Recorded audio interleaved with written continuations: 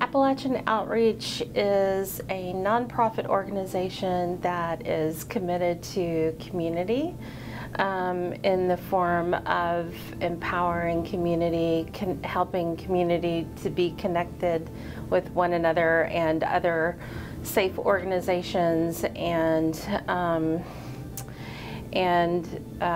we are also about supporting community members, LGBTQ plus community members. So providing support in the form of financial assistance during crises, which we've really focused on since the pandemic, and providing support in the form of helping people get connected to other resources, and providing support in the form of education.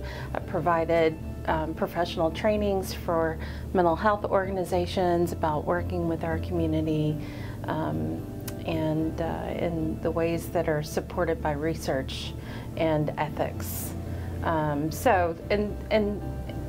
The words empower, connect, and support, those are in our mission statement. So that's what drives our organizational behavior.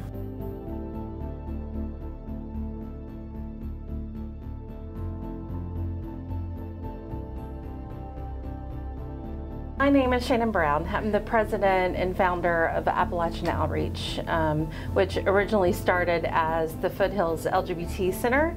And then I rebranded that after a period of growth and a huge learning curve to Appalachian Outreach. And that's how we've stayed over the years.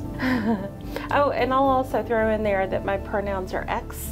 And a lot of people will ask me what X means, and really it represents nonconformity, and also freedom. And also it is acknowledgement to feminism, which I think is also another really important aspect of some of the work that we do. Like modern feminism is about fighting oppressive systems, representing and including everyone. So X for me then represents the freedom to be myself in whatever form that takes at any given moment. So that's why I say it's X. I'm Elizabeth Maltempe. I am the board director of marketing and public relations and the South Knoxville community engagement coordinator. The she, her pronouns. And then this is Ettrick, who is a little camera shy. is a little tired. It's hard being very cute. Like I said a moment ago, it started out as the Foothills LGBT Center. That was in 2015. By 2019, we had rebranded it and resurrected it as Appalachian Outreach. And that was it was months before the pandemic. So I think it was May 2019. We were just getting started, and then the pandemic. What a time to I know. start. Yeah, yeah, indeed.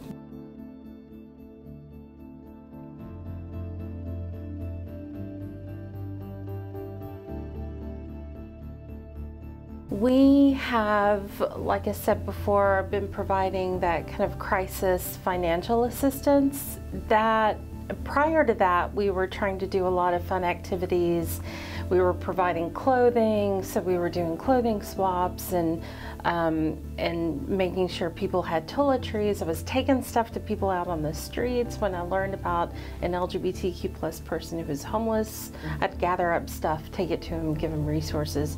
Pandemic hit, and what happened was, unfortunately, humanity didn't kick in and say, you know, if you happen to be outed or you're coming out during the pandemic, that you're going to be supported because it's the pandemic.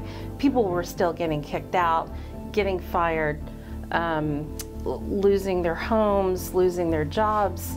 And so during the pandemic, we really focused on trying to provide the support that they wouldn't have been able to get otherwise. So we really focused our attention on tending to the crises.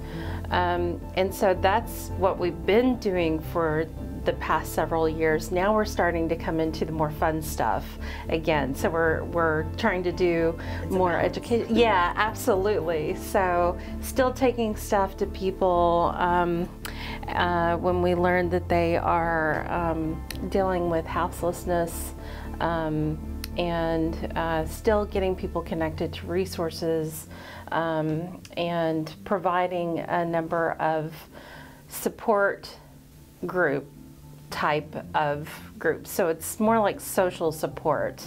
Yeah. So for example, we have the bisexual, pansexual group that meets, and it's not a support group like there's something wrong with you and you got to fix it. It's the complete opposite. There's nothing wrong with us, but we are isolated because we live in a very oppressed part of the country. And so then these social support groups are about helping people to be connected with one another. And then we also have a group that we just started for people who have experienced some form of religious trauma because of who they are.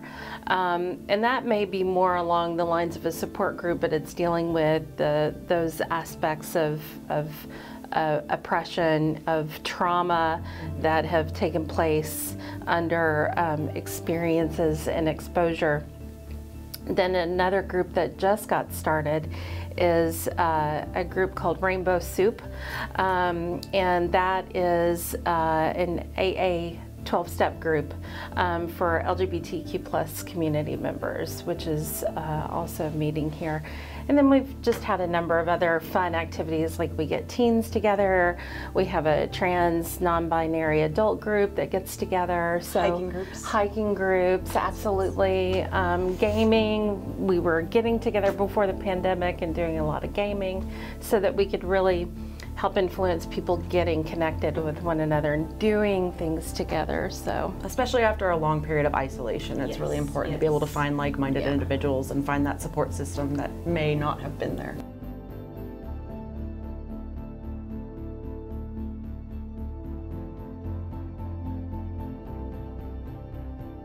Someone who not only in the pandemic isolated a lot and took a long time to actually come into my own identity and who I was as a queer person, I think it's really important to make sure that these programs exist and make sure that they're accessible for everyone, especially people who may not be able to make friends as easily. I think it's a great way to just have that connection. That's going to be everyone in the East Tennessee area. So we, instead of just focusing on Blount County, we decided to expand and be open and available to everyone. So we've helped people as far as Monroe County, all the way to not Greene County, what's the county before that? Hamlin County. So, I mean, we've just tried to be very open and broad because there are so many of the counties that are rural around us. In Knoxville, Maryville, Sevier, it's a little bit easier to access things in those counties, but the outlying counties have nothing. And so we've really tried to kind of make ourselves be available to the outlying counties as well. Yeah, working for constant expansion there, trying to help as many people as possible.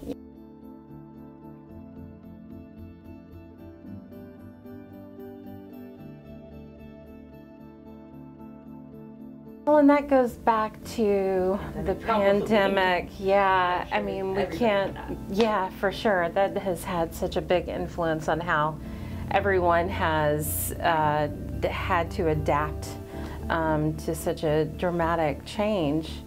But I think for our organization outside of the pandemic, I think we've had to learn how to be a lot more flexible.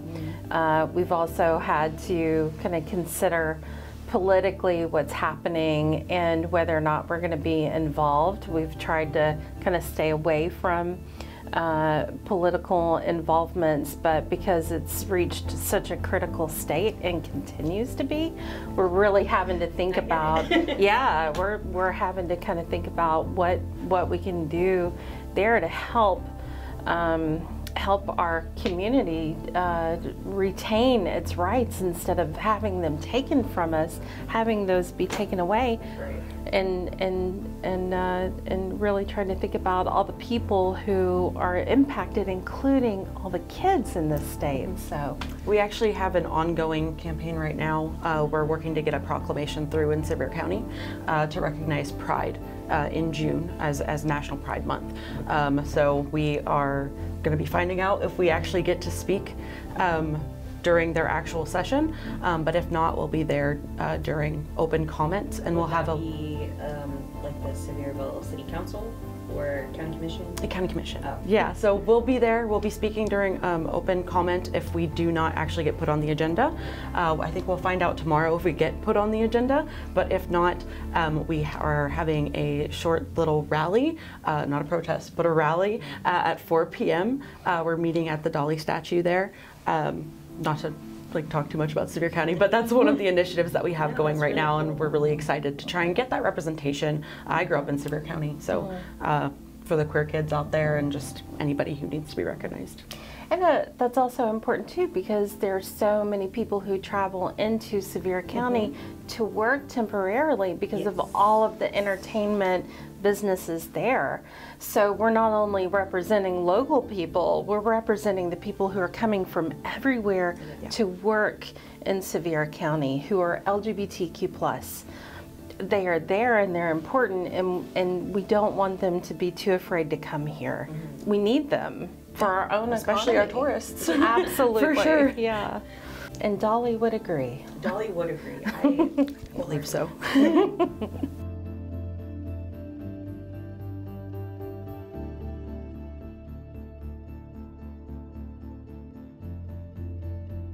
Well, none of us are paid. So the board members there are 9 of us total. We all do all the work, and so 0 staff. We all dedicate our time because it's important to us. Volunteers they come and go. I couldn't give you a specific number currently, but all of us on the board are volunteers. We would never take money for the work that we do anyway, so yeah. It would be nice, but we're not going to because of how important it is. It's more important that every ounce of money that we make goes directly back into the community, especially people that are facing homelessness or food insecurity. Yeah, absolutely. Which unfortunately happens to our community a lot. Yeah, and I think for that reason, because we have worked so hard ourselves and are so dedicated, we actually caught the attention of Rainbow Kitten Surprise Really? and Fender, who also made donations to us last year and then continue to make donations to us. Well, Rainbow Kitten Surprise does, because of how we've focused so hard on helping transgender kids and transgender adults and advocated. So they have been very kind in supporting us, continuing to support us, and I think that is a reflection of how dedicated we are to doing what we're doing. We all have our own lives, our own work, but this has been so important to us that we give up so much of our time to do it.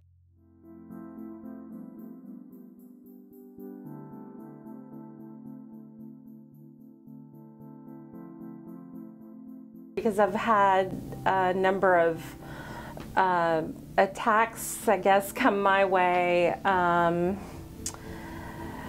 about what we're doing here. The misconceptions are that we're trying to force our push an agenda. Absolutely. That we're trying to convert people. I mean, it's all the myths, those old myths that are just absurd, and actually someone who has never been educated about what it means to be LGBTQ+ when we're not taught this information in schools as we're growing up. It's when people don't understand something, they tend to fear it, and so then we get a lot of the negative attention because of what people don't understand. They've learned to fear. And so then that's where agenda comes in, that we're trying to do something to force something on someone, and that's just not what we're trying to do. We're just trying to protect our community.